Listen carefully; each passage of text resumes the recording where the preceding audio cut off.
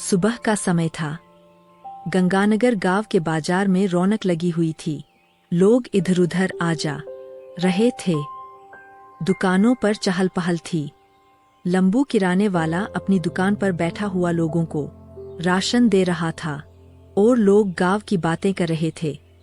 बिगड़ी बनाए सबकी ऊपर वाला रखे सबको, जो करे दान गरीब को ऊपर वाला दे उसको। भगवान के नाम पर मुझे कुछ दे दो भैया, कुछ तो दे दो। भूख लगी है इस भिखारी को, दे दो। आवाज सुनते ही लंबू की नजर सामने ठिठक गई। वहां एक बूढ़ा भिखारी खड़ा था और उसके ठीक बगल में एक घोड़ी खड़ी थी। अबे ओए, कौन है रे तू? दिखता नहीं, बस एक अदना सा भिखारी हूं साहब। अरे हा, वो तो तेरी शक्ल चीख चीख कर बता रही है। पर ये बता, तू हमारे गांव का तो है नहीं, फिर आया कहां से है? बोल। भिखारी के लब नहीं हिले। वह बस खामोशी से अपनी पथराई आंखों से लंबू को ताकता रहा, जैसे उसकी रूह को पढ़ रहा हो। देख भाई, तू कहीं से भी आया हो, मुझे क्या फर्क पड़ता है। बेमतलब की पंचायत पालने का शौक नहीं है मुझे। ये ले अपना रास्ता नाप। इतना कहकर लंबू ने एक सिक्का भिखारी की ओर उछाल दिया। भिखारी के झुर्रियों भरे हाथ ने फुर्ती से उसे थाम लिया, पर अभी लंबू हाथ पीछे खींचता ही की अचानक उसके दूसरे हाथ की गर्म चाय छलक कर सीधे उसके पैरों पर जा गिरी। उफ, ये क्या हो गया? हाय, मेरा पूरा पैर बुरी तरह जल रहा है। ये सब तेरी वजह से हुआ है। ए भिखारी, दफा हो जा यहाँ से। दोबारा मेरी दुकान के आसपास भी मत फटकना, वरना ऐसा सबक सिखाऊंगा कि सालों तक याद रखेगा। पता नहीं सुबह सुबह किसकी मनहूस शक्ल देख ली थी। अभी दिन शुरू भी नहीं हुआ और तेरा चेहरा देखते ही पूरी चाय मुझ पर गिर गई। पूरा दिन खराब कर दिया तूने, चल भाग यहाँ से। देखते ही देखते वहां लोगों का हुजूम इकट्ठा हो गया। अपमान और दर्द के कारण भिखारी की आंखें आंसुओं से भर आईं। बिना कुछ कहे वह अपनी घोड़ी की लगाम थामे खामोशी से वहां से ओझल हो गया। देख रहे हो कैसे उस राशन वाले ने मुझे सरेआम जलील करके वहां से भगा दिया, जबकि मेरी कोई खता तक नहीं थी। पर शायद उसने सच ही कहा था। मैं वाकई बदनसीब हूं, जहां भी कदम रखता हूं कोई न कोई अनहोनी हो ही जाती है। पर तुम फिक्र मत करो, हालात चाहे जो भी हों मैं खुद फाका कर लूंगा, लेकिन तुम्हें भूखा नहीं रहने दूंगा। तुम मेरी ताकत हो। भिखारी के अल्फाज जैसे ही खत्म हुए, घोड़ी की आंखों से आंसू छलक पड़े, मानो वह उसके कहे हर शब्द के दर्द को महसूस कर रही हो। संवेदना का यह संगम अद्भुत था। अगले ही दिन उम्मीद की एक नई किरण लिए वह भिखारी फिर से गंगानगर की ओर निकल पड़ा। वहां पूरे गांव में हलचल थी। गांव के मुखिया अपने इकलौते बेटे के विवाह के भव्य आयोजनों में व्यस्त थे। नियति उसे ठीक उसी समय मुखिया के द्वार पर ले आई। ए रहम दिल इंसानों, भगवान के नाम पर कुछ दान कर दो। इस लाचार को कुछ दे दो बाबा, बड़ी भूख लगी है। कई दिन बीत गए, पेट में अन्न का एक दाना तक नहीं गया। एक तो तेरी ये फटेहाल हालत, ऊपर से ये कीमती घोड़ी, कहां से उड़ा लाया इसे? सच सच बोल, चोरी का माल है न? किसकी घोड़ी चुरा कर लाया है रे तू? अपनी औकात देखी है कभी, और इस बेजुबान की नस्ल देख। बता, ये यहाँ कैसे आई? मुखिया जी, आप गलत समझ रहे हैं। ये किसी की चुराई हुई अमानत नहीं है, ये मेरी घोड़ी है। देख रहे हो बलराम, दुनिया का तमाशा देखो। एक तरफ तो ये पेट भरने के लिए दर दर भीख मांग रहा है, और दूसरी तरफ इसके शौक तो देखो, बिल्कुल किसी राजकुमार जैसे। हाथ में भीख का कटोरा है और साथ में ये शानदार घोड़ी। अरे मुखिया जी, ये वही शख्स है जिसे कल लंबू किराना वाले ने धक्के मारकर दुकान से बाहर निकाला था। इसकी तो किस्मत ही फूटी है। यकीन मानिए, ये बड़ा ही मनहूस है। जहां कदम रखता है वही बदकिस्मती शुरू हो जाती है। अरे याद आया, आज तो मेरे लाडले की बारात निकलने वाली है और यहाँ सब काम ठप पड़ा है। वो लंबू किराना वाला अभी तक राशन लेकर पहुंचा क्यों नहीं? आखिर इतनी देर कैसे हो गई? क्यों रे बलराम, तूने हिसाब किताब जांचा? बता मुझे, अब तक कितना राशन गोदाम में पहुंचा है और कितना बाकी है? तभी माहौल में सन्नाटा छा गया जब लंबू किराना वाला लंगड़ाते हुए और दर्द से कराहते हुए वहां पहुंचा। जैसे ही उसकी नजर उस भिखारी पर पड़ी, उसका खून खौल उठा। उसकी आंखों में अंगारे उतर आए और वह चीख पड़ा। अरे, तू यहाँ भी पहुँच गया। मुखिया जी, आपने इस बदकिस्मत इंसान को अपने आंगन में कदम रखने की इजाजत कैसे दे दी? ये कोई मामूली भिखारी नहीं, साक्षात मनहूसियत का साया है।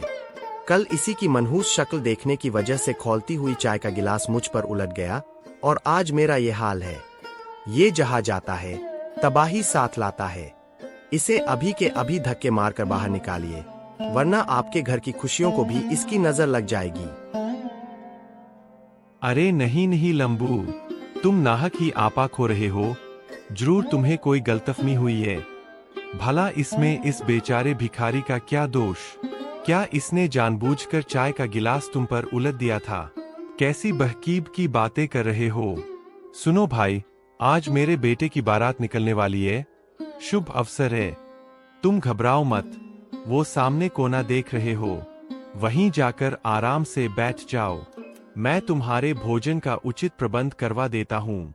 शाम को पेट भर प्रसाद ग्रहण करके ही यहाँ से प्रस्थान करना। समझ गए? बस अब निश्चिंत हो जाओ। मुखिया जी, मेरी बात मान लीजिए, वरना बहुत पछताएंगे। आप इस मनहूस को पनाह देकर अपने जीवन की सबसे बड़ी भूल कर रहे हैं। याद रखिएगा, आज जो आप दरियादिली दिखा रहे हैं, कहीं वो आपके परिवार की खुशियों पर भारी न पड़ जाए। अभी भी वक्त है, इसे विदा कर दीजिए। अरे लंबू, अब बस भी करो। इन खोखले अंधविश्वासों के जाल में मत फंसो। ऐसी फिजूल की बातों पर रत्ती भर भी भरोसा नहीं करता। आज मेरे लाडले के विवाह का मांगलिक अवसर है और शास्त्रों में भी लिखा है कि शुभ कार्यों में दान पुण्य से बड़ा कोई धर्म नहीं होता। मानवता ही सबसे बड़ी पूजा है। लंबू, इसे मनहूसियत नहीं बल्कि पुण्य कमाने का अवसर समझो। ठीक है मुखिया जी, जैसी आपकी मर्जी। मेरा काम आपको आगाह करना था, मैंने कर दिया। अब आगे जो भी होगा उसके जिम्मेदार आप स्वयं होंगे। इतना कहकर लंबू भारी मन से वहां से विदा हो गया। उधर भिखारी मुखिया के दिखाए हुए उस कोने की ओर बढ़ा और चुपचाप अपनी जगह पर बैठ गया। आज तो जैसे मेरी किस्मत ही पलट गई। कहा कल की वो ठोकरें और कहा आज का ये आदर। मुखिया जी की दरियादिली ने तो मेरा मान ही बढ़ा दिया। शायद जीवन के इस लंबे और पथरीले सफर में इतना सम्मान और ऐसी ममता मुझे पहले कभी नसीब नहीं हुई। कुछ ही देर बीती थी कि मुखिया का एक नौकर गर्मागरम लजीज व्यंजनों से सजी थाली लेकर आया और बड़े आदर से भिखारी के सामने रख दी। थाली से उठती सोंधी महक ने जैसे भिखारी की सुध-बुध ही हर ली। उसकी आंखों में एक अजीब सी चमक कौंध गई और भूख के मारे मुंह में पानी भर आया। नौकर ने थाली रखी और बिना कुछ कहे मुस्कुराते हुए वहां से चला गया। जैसे ही भिखारी ने पहला निवाला मुंह में रखा, उसके चेहरे पर परमानंद की लकीरें उभर आईं। वह भावुक होकर बुदबुदाया, वाह वाह, क्या स्वाद है! ऐसा लजीज और स्वादिष्ट भोजन तो शायद मैंने अपने पूरे जीवन में कभी चखा तक नहीं होगा। आज पेट के साथ साथ मेरी रूह भी तृप्त हो गई है। इधर बाहर के शोर को पीछे छोड़ मुखिया जी घर के भीतर दाखिल हुए। चेहरे पर बेटे की शादी की खुशी और एक अलग ही रौनक थी। उन्होंने अपनी पत्नी को पुकारते हुए आवाज दी, अरे कोमल, ए कोमल, कहाँ रह गई? जरा इधर तो आओ, मेरा माथा ठनक रहा है। ये देखो, बारात चढ़ने का वक्त हो चला है और वो मंडप सजाने वाला अभी तक लापता है। आखिर वो गया कहाँ? क्या किसी ने उसे फोन मिलाया? यहाँ सब अधूरा पड़ा है और मुहूर्त हाथ से निकला जा रहा है। जी, उसी का तो इंतजार कर रही हूँ। सुबह से 10 बार फोन कर चुकी हूँ। हर बार यही कहता है कि बस रास्ते में है, पहुंचने ही वाला है। अरे, उसे तो अब तक यहाँ होना चाहिए था। कुछ ही पलों में बारात निकलने का शुभ समय शुरू हो जाएगा। ढोलनगाड़े वाले दरवाजे पर दस्तक देने ही वाले हैं। इतना कहकर मुखिया का पारा 7वें आसमान पर पहुंच गया। वे अपने आपे से बाहर होकर जोर से चिल्लाए, अरे बलराम, ए बलराम, कहाँ मर गया रे तू? सुनाई नहीं दे रहा क्या? जल्दी से यहाँ आ। मुखिया की दहाड़ सुनते ही बलराम के हाथ पांव फूल गए। वह हाफते हुए, पसीने में लथपथ दौड़ता हुआ मुखिया के सामने आकर खड़ा हो गया। हाँ मुखिया जी बताइए ना, क्या हो गया? अरे खड़ाखड़ा, मेरा मुंह क्या देख रहा है? जा, दौड़कर उस मंडप वाले के घर जा और उसे गर्दन से पकड़कर यहाँ खींच ला। उससे पूछ कि ये तमाशा क्या है, क्या मंडप शादी के बाद सजाएगा? हाँ मुखिया जी, अभी जाता हूँ। बस अभी गया और उसे लेकर आया। आप फिक्र न करें, मैं उसे घसीटते हुए लाऊंगा। बलराम के जाने के बाद मुखिया ने अपनी पत्नी की तरफ देखा और कहा, विष्णु कहाँ है? भाग्यवान विष्णु कहाँ है? मुझे दिखाई नहीं दे रहा है। जी, वो विष्णु तो कार लेकर शहर की तरफ गया है।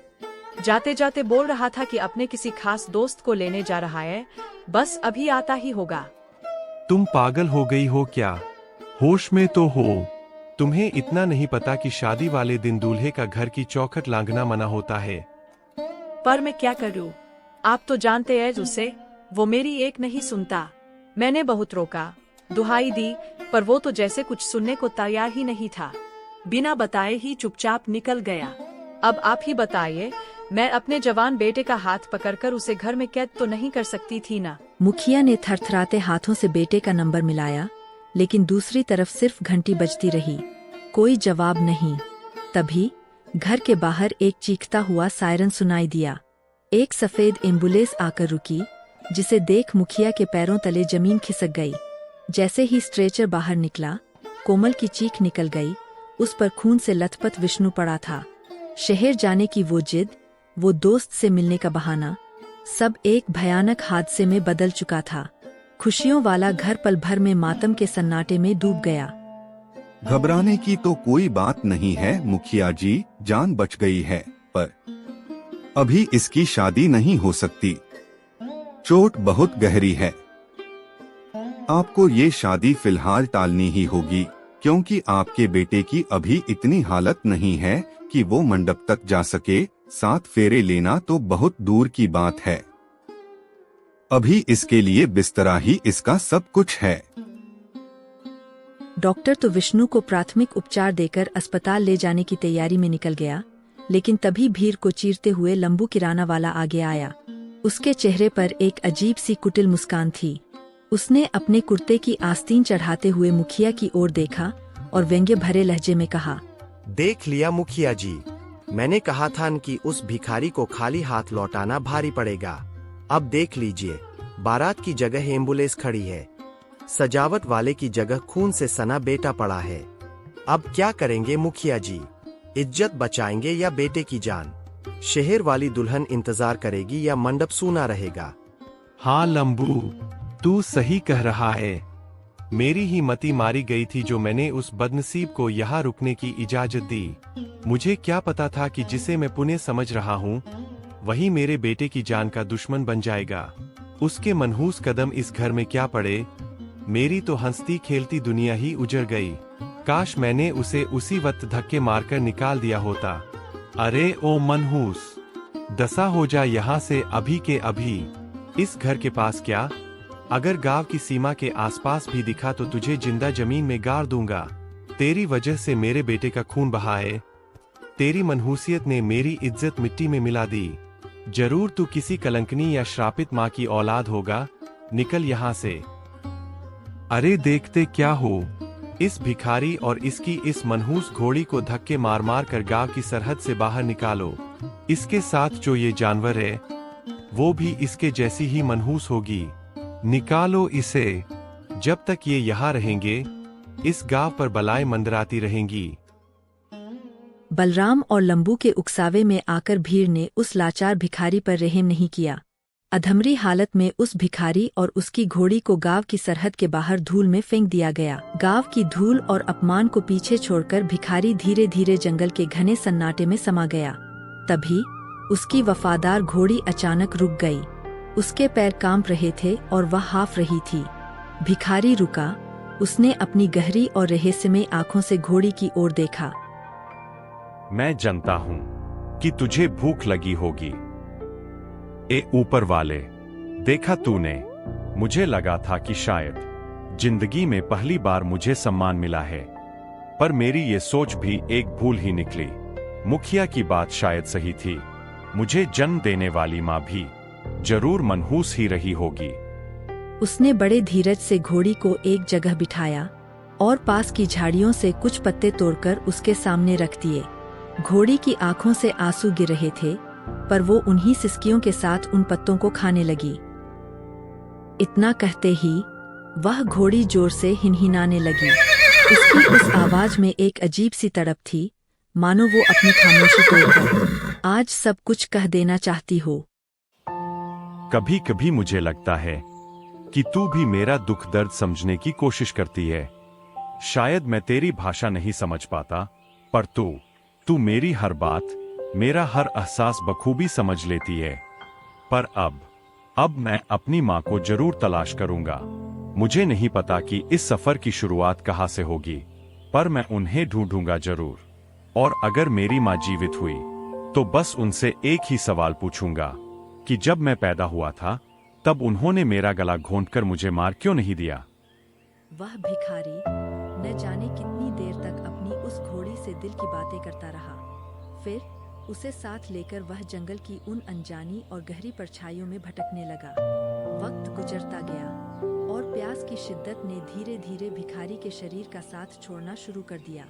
उसके होंठ सूखकर पत्थर हो चुके थे और भूख की तड़प अब बर्दाश्त के बाहर थी। आखिरकार वह हार गया। वह बेदम होकर पड़ा और बेहोश हो गया। बेचारी घोड़ी उसे जगाने के लिए बार बार हिनहिनाने लगी, अपनी पूरी जान लगाकर उसे उठाने की कोशिश करने, लेकिन भिखारी की आंखों में बस अंधेरा था। कुछ ही देर बाद भूख और थकान ने उस वफादार घोड़ी को भी हरा दिया। वह भी चक्कर खाकर वहीं ढेर हो गई और चारों तरफ सन्नाटा छा गया। न जाने कितना समय बीता, पर जब भिखारी की आंखें खुली तो न वह जंगल था, न वह झुलसा देने वाली धूप। उसने खुद को एक अनजान झोपड़ी में पाया। उसके ठीक सामने एक साधु आसन लगाए बैठे थे। उनकी आंखों में एक दिव्य चमक थी और वे उसे उन्हीं रहस्यमयी नजरों से देख रहे थे। अरे मैं यहाँ कैसे आ गया? मैं तो जंगल में था, और मेरी घोड़ी कहाँ है वो? धैर्य रखो वत्स, तुम जंगल में बेहोश पड़े मिले थे। अगर वक्त पर तुम्हें यहाँ न लाया जाता तो शायद नियति को कुछ और ही मंजूर होता। मेरी घोड़ी कहाँ चली गई? कहाँ है वो बेचारी? वो भी तो मेरे साथ ही भूख से निढाल होकर गिर पड़ी थी। शांत हो जाओ वत्स, चिंता मत करो। तुम्हारी घोड़ी भी तुम्हारे पास ही बेहोश मिली थी, लेकिन कुछ देर पहले ही उसे होश आ गया है। वो देखो, वो सामने खड़ी है। अब ये भोजन ग्रहण कर लो। तुम भूख और थकान की वजह से बेदम होकर गिर पड़े थे। पहले खुद को संभालो। नहीं खाना मुझे। मैं जानता हूं अभी आप मुझे बड़े प्रेम से खाना खिला रहे हैं, लेकिन बाद में आप भी मुझे अपमानित करके अपनी झोपड़ी से बाहर निकाल देंगे। आप भी वही कहेंगे जो सब कहते हैं कि मैं मनहूस हूं। मेरे कदम जहां पड़ते हैं वहां सिर्फ बदकिस्मती आती है। बोलिए, यही कहेंगे न आप भी? ठहरो, जरा शांत हो जाओ।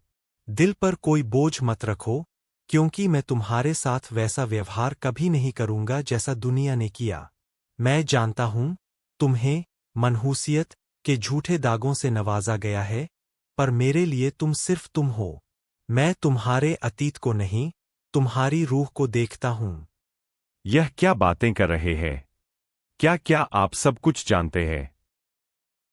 शांत हो जाओ, और ये जो तुम देख रहे हो, इसे देखकर कोई राय मत बनाना। याद रखना, मैं कोई साधारण साधु नहीं हूं। अभी तुम परेशान हो, पहले कुछ खा लो। शरीर शांत होगा, तभी मेरी बात समझ पाओगे। भिखारी ने रोते हुए भोजन किया। सुनो, ध्यान से सुनो। यहां से कुछ ही दूर मायानगर नाम का एक नगर है। मैं तुम्हारी खामोशी के पीछे का दर्द समझता हूं। मैं जानता हूं कि तुम अपनी माँ को तलाश रहे हो। तुम्हारे मन में सवालों का एक गहरा भंवर है, पर उनके जवाब यहाँ नहीं मिलेंगे। अगर सच जानना चाहते हो, तो तुम्हें उस माया नगर की दहलीज पर कदम रखना ही होगा। तुम्हारे हर सवाल का जवाब वहीं तुम्हारा इंतजार कर रहा है। मुझे आपकी कोई बात समझ में नहीं आ रही। मैं अपनी माँ को ढूंढ तो लूं, पर उन्हें पहचानूंगा कैसे? सच तो ये है कि मुझे अपने बारे में भी कुछ याद नहीं। मैं कौन हूं? कहाँ से आया हूं? मेरा वजूद क्या है? मैं कुछ नहीं जानता। बस सीने में एक अजीब सी हलचल होती है, एक अधूरापन महसूस होता है। तुम्हें शायद ऐसा महसूस होता है जैसे तुम कभी भिखारी थे ही नहीं। हाँ महाराज, ठीक कह रहे हैं आप। बिल्कुल यही एहसास मुझे बार बार होता है, जैसे मेरे अंदर कोई और छिपा है जो इन फटे कपड़ों में दम तोड़ रहा है। सुनो, जब तुम मायानगर की सीमा पर पहुंचोगे, तो तुम्हें वहां एक पुरानी झोपड़ी नजर आएगी। उस झोपड़ी के भीतर एक बूढ़ी औरत रहती है। उसकी बातें और उसके आदेश तुम्हें विचलित कर सकते हैं। वो तुम्हें जो भी काम सौंपे, चाहे वो तुम्हें कितना भी असंभव या अजीब क्यों न लगे, उसे करना ही होगा। अपनी बुद्धि पर नहीं, अपने विश्वास पर भरोसा रखना। याद रखना, अगर तुमने उसकी बात को नजरअंदाज किया, तो ताउम्र इसी घोड़े की पीठ पर भटकते रह जाओगे और अपनी असलियत जानने के लिए तरस जाओगे। चुनाव तुम्हारा है। कुछ पल के सन्नाटे के बाद वो अपनी घोड़ी की लगाम थामे साधु महाराज की कुटिया से बाहर निकल आया। अब उसके कदमों का रुख मायानगर की ओर था। वो बूढ़ा भिखारी, जिसे अपनी पहचान तक याद न थी, घने जंगलों के बीच से रास्ता बनाता हुआ आगे बढ़ता रहा। घंटों की भटकन के बाद आखिरकार वो नगर की सीमा पर जा पहुंचा। पर ये कैसा नगर था? चारों तरफ एक अजीब सा, रूह कंपा देने वाला सन्नाटा पसरा हुआ था। तभी उसकी नज़र सीमा पर बनी उस छोटी सी झोपड़ी पर पड़ी। वो अपनी घोड़ी के साथ जैसे ही अंदर दाखिल हुआ, उसने देखा, एक बूढ़ी औरत चूल्हा जलाए बैठी थी। चूल्हे की आग तो जल रही थी, पर उस औरत की आंखों से बहते आंसुओं की धारा बुझने का नाम नहीं ले रही थी। कौन हो तुम? माँ, आप रो क्यों रही है? मैं कोई बड़ा इंसान नहीं हूं जो आपके आंसू पोंछ सके। मैं तो बस एक साधारण सा भिखारी हूं। अपनी पहचान और अपनी मंजिल की तलाश में भटकता हुआ यहां तक आ पहुंचा हूं। तो फिर यहाँ से चले जाओ। अपना और मेरा वक्त ज़ाया मत करो। मेरे पास तुम्हें देने के लिए कोई भिक्षा नहीं है। देख नहीं रहे, मैं खुद अपनी गरीबी और इन आंसुओं के बोए तले दबी हूँ। जाओ यहाँ से, किसी और दर पर अपनी किस्मत आजमाओ। भिखारी की नज़र उस जलते हुए चूल्हे पर पड़ी, जिसकी लपटें तो ऊपर उठ रही थीं, पर उन लपटों के बीच कोई बर्तन नहीं था। माँ, मैं देख रहा हूं कि तुम्हारा चूल्हा जल रहा है, आग की लपटें भी तेज है, लेकिन उस पर कोई बर्तन नहीं रखा। जब पकाने के लिए कुछ है ही नहीं, तो फिर तुम ये चूल्हा जलाए क्यों बैठी हो? क्या उस खाली चूल्हे में छिपा है कोई गहरा राज? क्या वो बूढ़ी औरत बताएगी मायानगर का सच? कहानी के अगले भाग में खुलेगा रहस्यों का पिटारा। तब तक के लिए हमसे जुड़े रहें और चैनल को सब्सक्राइब करना न भूलें।